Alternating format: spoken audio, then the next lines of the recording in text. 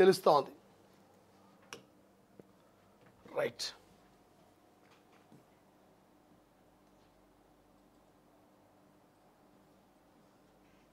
ఇక గాలికి 7 ఏళ్ల జైలు. ఓబులాపూర్ గనుల అక్రమ తవ్వకాల్లో గాలి జనార్దన్ రెడ్డి దోషే. 14 ఏళ్ల విచారణ తర్వాత సిబిఐ న్యాయస్థానం తీర్పు.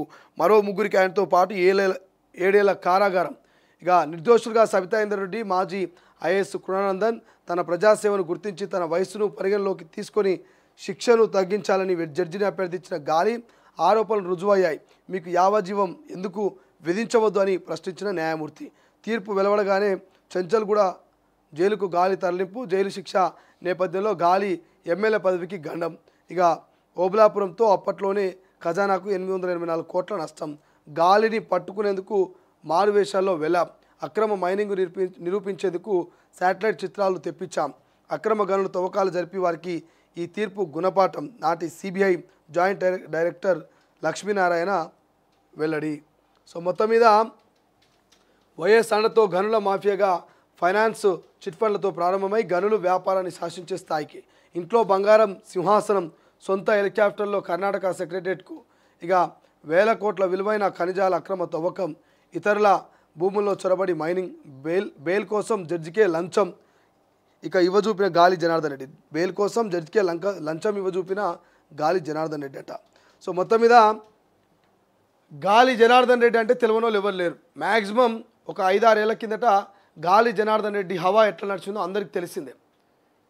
బంగారు సింహాసనం, ఇంట్లో బంగారు బాత్రూమ్ అనేటువంటి చర్చ కూడా జరిగింది అప్పట్లో. వాస్తవంగా తెలియదు నాకు కూడా. కానీ ఇంట్లో గాలి జనార్దన్ ఇంట్లో కనుక మనం పోతే ఏది ముట్టుకున్నా ఏది పట్టుకున్నా మొత్తం బంగారమయమేనట. పొద్దున్న లేచిపోయే బాత్రూమ్ కొండి కూడా బంగారుదేనట. గిన్నెలు గిలాసాలు ఇవన్నీ కూడా బంగారువే. సింహాసనం ఏర్పాటు చేసుకున్నట్ట, బంగారు సింహాసనం, ప్రత్యేకమైన హెలికాప్టర్. ఇక మామూలు సంపాదన కాదు. గతంలో ఎక్కడ పడితే అక్కడ తవ్వకాలు, ఎక్కడ పడితే అక్కడ మరి గనులు తవ్వి ఏది దొరికితే అది వజ్రాలు గిజ్రాలు, ఏ దొరికితే బంగారం గింగారం, ఏ దొరికితే అది దోసుకొని దాచుకొని కోట్ల రూపాయలకు పరిగెత్తినటువంటి గాలి జనార్దన్కు 7 ఏళ్ల జైలు శిక్ష పడదట.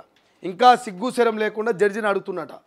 నేను ప్రజాప్రతినిధిని, ప్రజలకు సేవ చేసుకోవాలి, నా వయసు రీత్యా నా సేవల రీత్యా నా శిక్షను తగ్గించవచ్చు కదా అంటే, నువ్వు చేసిన పనికి యావజ్జీవ కారాగార శిక్ష వేయాలరా నాయన అని చెప్పి జడ్జి సీరియస్ అయినట.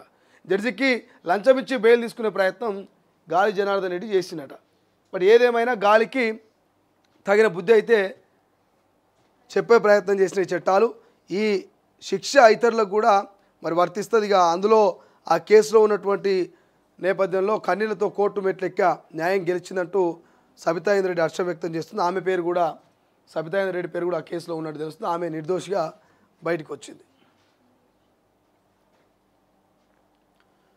ఇల్లు, డిపాజిట్లు, భూములు. సుప్రీంకోర్టు న్యాయమూర్తుల ఆస్తుల వెల్లడి. 33 మందిలో 21 మంది వివరాలు. సుప్రీంకోర్టు వెబ్సైట్లో ఇక 120 కోట్లతో శ్రీమంతుడు జస్టిస్ విశ్వనాథన్. సిజై ఖన్నాకు 2 ఇల్లు, 2.77 కోట్ల నగదు, స్విఫ్ట్ కారు. సుప్రీంకోర్టు, హైకోర్టు జడ్జిల నియామక వివరాలు వెల్లడి. గత 2.5 ఏళ్లలో 14 మంది న్యాయమూర్తుల బంధువులకు ఛాన్స్ అంట. భారత సర్వోన్నత న్యాయస్థానం పారదర్శకతతో భాగంగా తన న్యాయమూర్తుల ఆస్తుల వివరాలను తన వెబ్సైట్లో పెట్టింది. ఇప్పటివరకు సుప్రీంకోర్టు న్యాయమూర్తులు 33 మందిలో 21 మంది తమ ఆస్తుల వివరాలను ప్రధాన న్యాయమూర్తికి అందజేశారు. వారిలో జస్టిస్ కేవి విశ్వనాథ్ను అత్యధికంగా 120 కోట్ల ఆస్తి ఢిల్లీ, కోయంబత్తూరులో ఉన్నట్టు వెల్లడైంది. ఆదాయ పన్ను లెక్కల్లో ఆయన 91.47 కోట్ల ఆస్తిని చూపారు. పదవి విరమణ చేరిన ప్రధాన న్యాయమూర్తి జస్టిస్ సంజీవ్ ఖన్నా ఆస్తుల విలువ కాకుండా వివరాలు ఇచ్చారు. అందులో 55.75 లక్షల ఫిక్స్డ్ డిపాజిట్లు ఉన్నట్టుగా తెలుస్తోంది. ఇక రిజర్వేషన్లు, రైలు కంపార్ట్మెంట్ లాంటివి ముందుకు ఎక్కిన వారు ఇతరులను అనుమతించినట్టు జస్టిస్ సూర్యకాంత కామెంట్. బట్ ఏదేమైనా సుప్రీంకోర్టు విషయానికి వస్తే మొన్న ఆ మధ్య ఒక జడ్జి అనుకుంటా ఇష్యూ అయింది. కోట్ల రూపాయల ఆస్తులు కూడబెట్టని చెప్పి ఒక ఇష్యూ అయితే ఆ తర్వాత సుప్రీంకోర్టు ఒక కీలక నిర్ణయం తీసుకుంది. సుప్రీంకోర్టులో ఉన్నటువంటి ఎవరైతే న్యాయమూర్తులుగా పనిచేస్తున్నారో వాళ్ళందరూ కూడా, సుప్రీంకోర్టుకు సంబంధించిన వాళ్ళందరూ కూడా అఫీషియల్ వెబ్సైట్లో మీ ఆస్తుల వివరాలని పెట్టాలి, న్యాయమూర్తుల ఆస్తుల వివరాలని అఫీషియల్ వెబ్సైట్లో పెట్టాలన్నటువంటి నేపథ్యంలో ఇక ఇల్లు, డిపాజిట్లు, బాండ్లతో కలిపి మొత్తం సుప్రీంకోర్టు న్యాయమూర్తుల ఆస్తులన్నీ కూడా వెల్లడైతే 33 మందిలో 21 మంది వివరాలు సుప్రీంకోర్టు అఫీషియల్ వెబ్సైట్లో పెట్టిరట. అందులో 120 కోట్లతో శ్రీమంతుడుగా జస్టిస్ విశ్వనాథన్ ఉన్నాడు. ఇక సిజై ఖన్నాకు 2వ 2 ఇండ్లు 2.77 కోట్ల నగదు స్విఫ్ట్ కారుదని మొత్తం సుప్రీంకోర్టుకు సంబంధించి 33 మందిలో 21 మంది వారి ఆస్తుల డీటెయిల్స్ని మొత్తం కూడా సుప్రీంకోర్టు అఫీషియల్ వెబ్సైట్లో పెట్టారు. దీనివల్ల ఏం లాభం అంటే మరి ఇప్పుడు ఎన్నిక అఫిడవిట్లో ఎమ్మెల్యేలు ఎట్లయితే ఎంపీలు ఎట్లయితే అఫిడవిట్లో ఆస్తుల వివరాలు పెడతారో తర్వాత వాళ్ళ ఆస్తులు పెరిగినాయా తగ్గినాయా ఎట్లయితే మనం చెక్ చేసుకోవచ్చో అట్లా సుప్రీంకోర్టుకు సంబంధించినటువంటి న్యాయమూర్తులు కూడా ఆస్తుల వివరాలు అన్ని డీటెయిల్స్ మరి సుప్రీంకోర్టుకు సంబంధించిన వెబ్సైట్లో పెట్టడం వల్ల భవిష్యత్తులో ఎవరైనా అవినీతి అక్రమాలకు కనుక పాల్పడితే వారి మీద న్యాయస్థానాలు మరి యాక్షన్ తీసుకునే విధంగా అవకాశం ఉండే ఛాన్స్ మనకు కనబడుతుంది.